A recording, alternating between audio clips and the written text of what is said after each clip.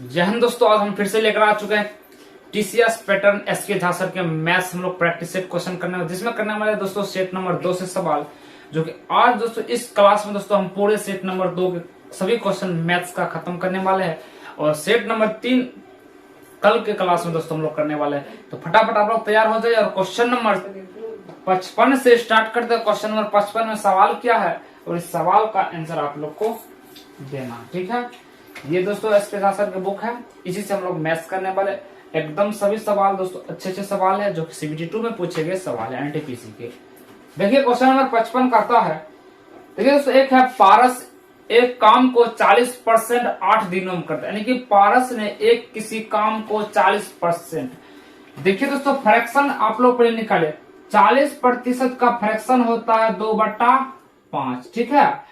और उसी प्रकार कहता 8 दिनों में करता है, जबकि दीप्ति और पारस मिलकर उस काम को 10% 1 दिनों में करता है। तो 10% का फ्रैक्शन होता है 1/10। अब यहां से हम निकाल लेंगे सवाल को, यानी 40% का यानी कि 2/5 काम 8 दिनों में करता है। तो दोस्तों 8 दिनों में करता है, तो दोस्तों 1 दिनों में कितना करे, 2 चौका 8 और 5 चौक 20, ये होगा पारस कितना हो जाएगा 20। अब यहाँ पर पारस और दीप्ति दोनों मिलकर 10% 1 दिनों में करता, तो 10% 1 दिनों की 1 दिनों में करता, तो 1 से 1 भाग दे देंगे यानी 1, तो 10 गुना 1 10। यानी कि जब पारस अकेला करता है तो 20 दिनों में करता, लेकिन दीप्ति और पारस दोनों मिलकर 1 दिनों में 10 काम करता। अब टोटल काम हमको पता नहीं है तो हम टोटल काम मान सकते हैं। टोटल काम क्या होता है, इन दोनों का एलसीएम, तो एलसीएम कितना होगा 20। यानी कि अगर पारस टोटल 20 काम को 20 के रफ्तार से 1 दिनों में कितना काम कर रहा है, 1 काम कर रहा है, उसी तरह पारस और दीप्ति 10 के रफ्तार से टोटल 20 काम को कितने दिनों में कर रहा है, 2 दिनों में कर रहा है, ठीक है। यानी 1 दिन में 2 काम कर रहा है, ठीक है दोस्तों। अब पूछा है कि टोटल 20 काम को सिर्फ दीप्ति अकेला कितने दिनों में करेगा। यहाँ पर देखिए अगर पारस 1 दिन में टोटल 20 काम को 20 के रफ्तार से अगर 1 दिनों में करता है, पारस का 1 दिन का काम 1 है, और लेकिन अब पारस और दीप्ति दोनों मिलकर 1 दिन में 2 काम है, तो पारस अकेला अपने 1 काम करता है, तो दीप्ति भी 1 ही काम करता है, तो दोनों मिलकर हो जाता है यहाँ पर 2। तो पूछा है दीप्ति 1 दिनों में 1 काम, तो 1 के रफ्तार से 20 दिनों में ये काम कर देगा दीप्ति। यही दोस्तों इस सवाल का आंसर हो जाता है। तो इस प्रकार से ऐसे सवाल हम कर लेंगे, ठीक है। चलिए क्वेश्चन नंबर 56 को देखते हैं। क्वेश्चन नंबर 56 एकदम इजी सवाल है, इसको मान बताना, मान हम लोग कैलकुलेशन से निकाल लेंगे, ठीक है। तो चलिए कैलकुलेशन करिए। देखिए 13 का क्यूब कितना होगा बताइए, 13 का क्यूब कितना होगा 2197 प्लस 8 का क्यूब 512 होता, लेकिन माइनस है तो माइनस ही लगेगा, लेकिन पावर सम संख्या रहता तो ये माइनस प्लस में चेंज हो जाता, लेकिन यहाँ पर नहीं होगा। प्लस -5 का क्यूब 125, तो माइनस ही लग जाएगा। बताइए अब यहाँ पर देखिए हो जाएगा 2197 प्लस माइनस 512, फिर से प्लस माइनस 125। अब यहाँ पर इसको सॉल्व कर ले 2197। अब देखिए माइनस होगा प्लस, लेकिन दोनों जगह माइनस है तो माइनस ही लगेगा, लेकिन इसको जोड़ देंगे 5 2 7 2 1 3 और 5 1 600। तो इसको अगर हम घटाते हैं, देखिए 5 2 10 2 1 3, ठीक है, घटाइए 0, 9 में 3 गया 6, 11 में 6 गया 5, यानी कि 1560 आपका आंसर हो जाता है। लेकिन दोस्तों आंसर 1560 इस प्रकार से नहीं दिया गया है, तो इस प्रकार से दिया गया है। देख लीजिए ऑप्शन नंबर सी आपका सही होगा, 39 गुना 40 में दिया गया, तो इसका भी होता है 1560 ही। यही दोस्तों इस सवाल का आंसर हो जाता है। ऑप्शन नंबर सी को देख लीजिए और आगे चलते हैं क्वेश्चन नंबर नेक्स्ट पर, ठीक है। नंबर 60 को देख लेते, 60 नंबर में सवाल क्या दिया गया। देखिए क्वेश्चन नंबर 60 दिया गया है सिंपल इंटरेस्ट साधारण ब्याज से। दोस्तों साधारण ब्याज में सबसे पहले कुछ बात आपको बताता हूं। दोस्तों साधारण ब्याज जो अमाउंट होता है प्रिंसिपल जोड़ SI, ठीक है। और दोस्तों साधारण जो ब्याज होता है R इंटू टी होता है, यानी रेट इंटू टाइम। अब सवाल को कर लेते हैं इजी, तुरंत हम करते हैं। देखिए सवाल में दिया गया 24% साधारण ब्याज 80,000, ठीक है। यानी कि सुरेश ने 24% की साधारण ब्याज का दर 80,000 उधार लेता है और रमेश ने 20% की वार्षिक साधारण ब्याज 91,000 उधार लेता है। तो उनके ऋणों के मिश्र धन कब समान हो गए, यानी अमाउंट पूछा है कब समान बराबर कर रहा है। तो सवाल को बना लेते हैं। देखिए 24% है साधारण ब्याज, हम अभी ही बताए साधारण ब्याज का रेट इंटू टाइम, तो रेट है 24%। हमने मान लेते टाइम टी है, मानते हैं दोस्तों समय कितना है टी समय ले लेते हैं, क्योंकि समय दिया गया है तो समय लेते हैं टी। तो 24 इंटू टी प्रतिशत।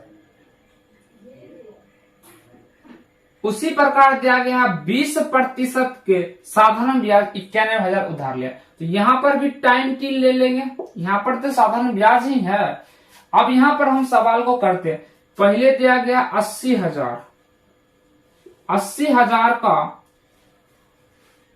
24%। हमने अभी बताया दोस्तों अमाउंट जो होता है प्रिंसिपल जोड़ साधारण ब्याज।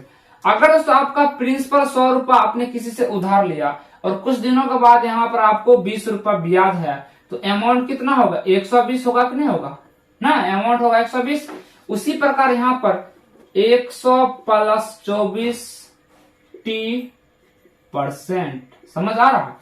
क्योंकि अमाउंट अगर मान लीजिए 100 रुपया पहले था और 24% यहाँ पर कितना रेट है, तो यहाँ की 24 क्या 124 हो गया, यानी 24 रुपए क्या साधारण ब्याज हो गया।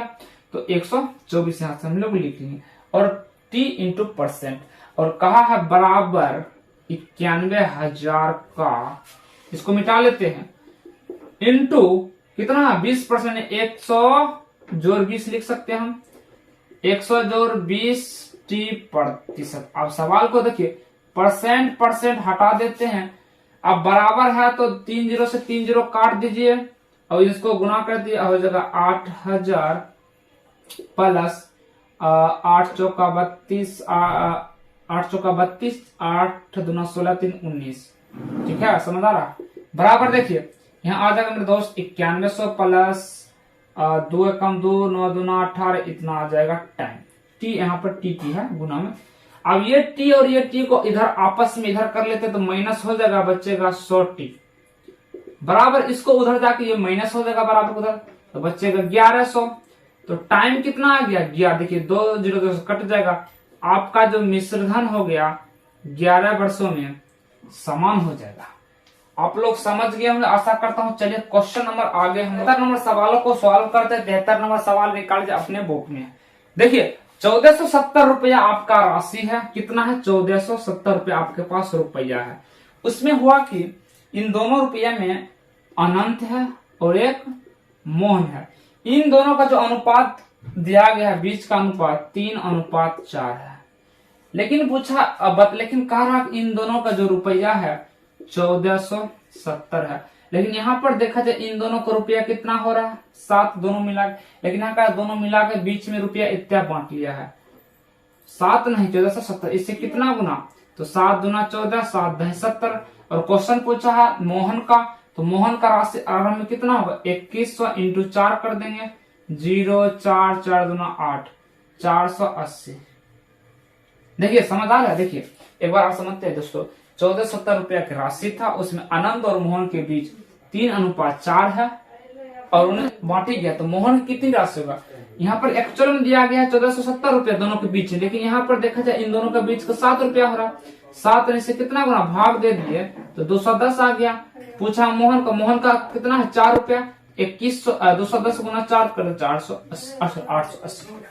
आशा करता हूँ समझ गए हम। आगे सवाल पर 83 को करते क्वेश्चन नंबर 83। क्वेश्चन नंबर 83 दिया गया है प्रॉफिट एंड लॉस के, एक वस्तु की बिक्री पर आरंभिक प्रतिशत 70% लाभ था।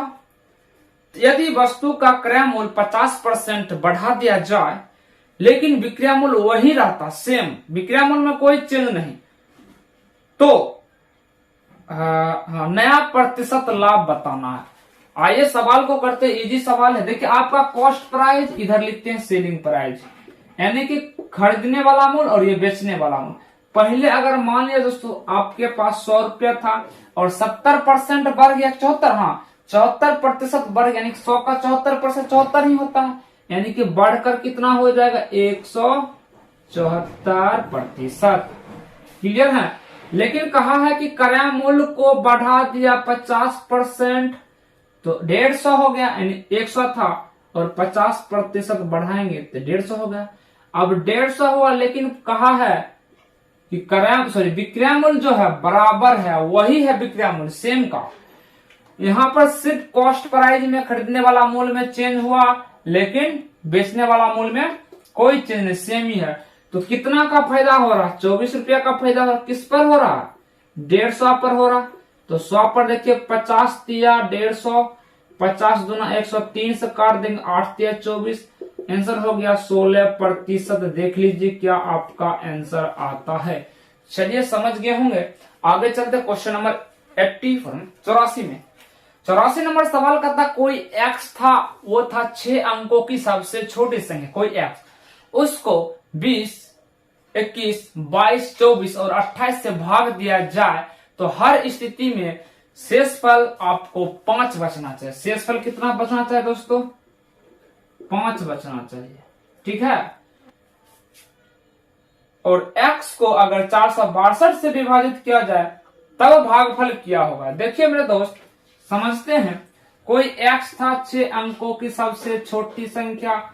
6 अंकों की सबसे छोटी संख्या क्या होता है, 1 पर 5 को 0, यही तो था 6 अंकों की सबसे छोटी संख्या, ठीक है। कोई इतना मान लो इतना होगा, तो इसको 20, 21, 22, 24, 28 से भाग दिया जाए तो शेषफल हर स्थिति में 5 बचना चाहिए।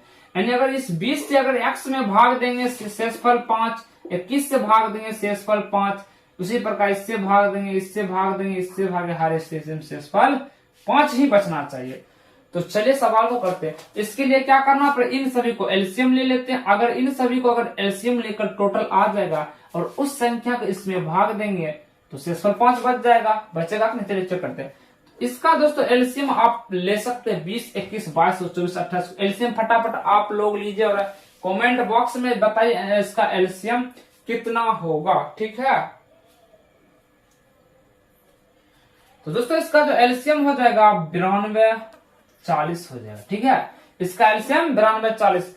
अच्छा अगर मान लिया जाए 92, 40 हो गया, एलसीएम हमने निकाल लिया, आप भी निकाल सकते, इजी है। तो 6 अंकों की सबसे छोटी संख्या 1 लाख। अब इस 1 लाख को अगर हम ये संख्या से भाग देकर चेक कर लेते हैं, अगर ये पूरी कट जाएगा तो अगर उसमें 5 जोड़ देंगे तो इससे भाग देंगे, इससे भाग देंगे, इससे भाग देंगे, तब पर भी शेषफल 5 ही बचेगा, ठीक है। चलिए इसको लगाते हैं हम एक बार में। तो 924006 इस प्रकार, इधर ये 0 बचा, यानी कि यहाँ पर बच्चा शेषफल 7600। लेकिन दोस्तों 7600 अगर इससे भाग देंगे 7600 में तो पूरी नहीं लगेगा, ये कि इससे छोटा है ना, तो लगेगा ही नहीं। तो लगेगा नहीं तो हम एक तरीका अपना सकते हैं। अगर इस संख्या में ये घटा देंगे, इस संख्या में अगर ये घटा देंगे तो इससे पूरी तरह कट जाएगा, तो घटा दीजिए। तो घटाते इसको, तो घटाते कितना हो जाएगा, देखिए 4 होगा, हाँ 12 में 6 गया 6, 8 में 7 गया 1, यानी 1640 रुपया हो गया। अगर हम इस 1640 को इसमें अगर हम जोड़ देंगे तो पूरी तरह 9240 से कट जाएगा, कटेगा कि नहीं। तो हम लोग देखिए जोड़ते हैं तो कितना आ जाएगा मेरे दोस्त, हाँ जोड़ लेते हैं 0, 1, 6, 4 इतना हो जाएगा। तो अगर इसको अगर इसमें हम अगर देखिए जोड़ देंगे ना, ये भी है तो ये पूरी इसको काट देगा। तो लेकिन पूरी तो काट देगा, लेकिन शेषफल 5 नहीं बचेगा। तो 5 नहीं बचेगा तो ये 5 अगर हम इसमें जोड़ देंगे, अब देखिए जोड़ते हैं, जोड़ देते हैं, तो अब दोस्तों इससे अगर भाग देंगे तो शेषफल 5 बचेगा। जब इससे भाग देंगे तो शेषफल 5 बचेगा, तो इससे भाग देंगे तब पर तो शेषफल 5 ही नहीं बचेगा, क्योंकि इन सभी का एलसीएम ही तो ये संख्या है। है। समझ गए दोस्तों। अब यहाँ पर देखिए इस सवाल को करते हैं, यानी कि इतना ये संख्या आ गया, लेकिन कहा इतना जो एक्स आया इसको अगर 462 से भाग दिया जाए तो ये भागफल कितना आएगा, ये सवाल पूछा। देखिए कितना घुमक सवाल है मेरे दोस्त। चलिए दो बार लगाते हैं। 6 दूना 12, सॉरी 4 हो जाएगा, 4, 6 दूना 12, 4 दूना 8, 1 9, 2 9, ठीक है। यहाँ पर भी 4 आ जाएगा। फिर से देखिए 2 दाम कट ही गया है, तो यहाँ पर बच जाएगा खत्म और खत्म, ये 5 बच जाएगा, ये 5 बच जाएगा, यहाँ पे 0 हो जाएगा। यानी कि आपका आंसर हो गया भागफल 220। क्या आप लोग क्लियर है? तो ऐसे सवाल इस प्रकार से आपको बनाना पड़ेगा। इतना डिफिकल्ट दोस्तों CBT 2 का एग्जाम में पूछा था। एक तो इजी सवाल है, थोड़ा सा कैलकुलेशन करना पड़ता, टाइम लगेगा, ठीक है। चलिए अब सवाल को हम लोग सॉल्व कर लेते हैं। कहता है ABCDEF एक सम षटभुज है और M यानी BE का मान 14 सेंटीमीटर है, तो षष्ठभुज का परिमाप बताना। षष्ठभुज यानी कि 6 भुजा वाला बनाइए इस प्रकार, A B C D E F, ठीक है, इस प्रकार बना दिया। तो कहता B और E 14 सेंटीमीटर है, यानी B और E दो, ये सभी इन सभी 14 सेंटीमीटर। यहाँ पर एक केंद्र है। अगर इन सभी को अगर दोस्तों मिला देते हैं इस प्रकार, हाँ मिला देंगे तो ये दोस्तों बन गया समबाहु त्रिभुज, यानी समबाहु त्रिभुज का निर्माण कर रहा है, ठीक है। पूछा कि B और E दिया गया है 14 सेंटीमीटर, B और E, अगर E दोनों कोण का मान 14 है तो प्रत्येक भुजा 7-7 होगा। समझ गए दोस्तों, प्रत्येक भुजा 7-7 होगा, तब तो 2 मिलकर 14, तो प्रत्येक का भुजा 7-7 होगा। तो पूछा है षष्ठभुज का परिमाप। तो दोस्तों परिमाप क्या होता है, जितने भुजा है और जितने भुजा का संख्या है, तो 6 7 42 सेंटीमीटर आंसर है। यानी कितने भुजा, देखिए 1 2 3, षष्ठभुज है 6 भुजा, प्रत्येक भुजा का मान 7 है, 6 7 42 सेंटीमीटर, एकदम करेक्ट सवाल आंसर हो जाता है। Option number C. 91 नंबर सवाल को करते हैं। लास्ट सवाल है 91 नंबर। वैशाली ने 50 किलोमीटर प्रति घंटा के चाल से एक निश्चित दूरी तय करता, लेकिन और 10 किलोमीटर प्रति घंटा के स्पीड से वापस आता है। यदि पूरी यात्रा उसके द्वारा लिया गया समय 2 घंटा 24 मिनट था, तो कुल दूरी बताना है। तो हम दोस्तों दूरी निकालना, दूरी बराबर होता है चाल गुना समय होता है, इसको निकालना। पहले सवाल को पढ़ते हैं। यहाँ पर देखिए, यहाँ पर दिया गया वेग यानी कि स्पीड। वैशाली ने 50 किलोमीटर प्रति घंटा से जाता और 10 किलोमीटर प्रति घंटा से वापस लौटा था। अगर वेग का अनुपात 50:10 है तो टाइम हो जाएगा उल्टा, 10:50 होगा। इसको काटेंगे तो 1:5 हो जाएगा। होगा कि नहीं होगा दोस्तों, एकदम हो जाएगा। अब लेकिन कहा इनका जो टाइम लगा है एक्चुअल में 6, लेकिन कहा गया 6 नहीं लगा है, 2 घंटा 24 मिनट। तो 2 घंटा 24 मिनट को हम क्या करेंगे, घंटा हम 60 से दे देंगे भाग, मिनट बन जाएगा। तो 12 दूना 24, 12 25 60, ये घट जाएगा। ऐसी ये ऐसा आगे में लग जाए, क्या होता है 5 दूना 10 2, 12/5, 5 दूना 10 2, 12/5। यहाँ से काट देंगे 6 दूना 12, यानी कि 1 घंटा में कितना हो जाएगा 2/5 मिनट, ठीक है। तो यहाँ तक 1 घंटा में 2/5 होता है, लेकिन टाइम भी 1 में 1 नहीं, इसका भी 2/5 हो जाएगा, यानी कि 2/5 ही आ जाएगा। पूछा है कुल दूरी वेग कितना, पहले 50, दूरी चाल गुना समय, चाल समय 2/5, 5 से काटेंगे 10 बार में, आंसर आया 20। लेकिन यहाँ पर आंसर 20 नहीं होगा। पूछा है कुल दूरी, यानी कि गया फिर आया, यानी जाने में 20 किलोमीटर लगा, फिर आने में 20 किलोमीटर लगा, यानी कि कितना किलोमीटर लगा, 40 किलोमीटर लगा। यही सवाल का आंसर है। देख लीजिए ऑप्शन नंबर डी आपका सही हो जाता। आशा करता हूं सभी सवाल मेरे दोस्त समझ आया होगा। तो आज की क्लास हम लोग यहीं रखते हैं। नेक्स्ट में दोस्तों सेट नंबर 3 का इंपॉर्टेंट सवाल आपके मैथ्स आएगा, जो सभी सवाल को चुटकियों में उड़ाएंगे। तो थैंक यू दोस्तों।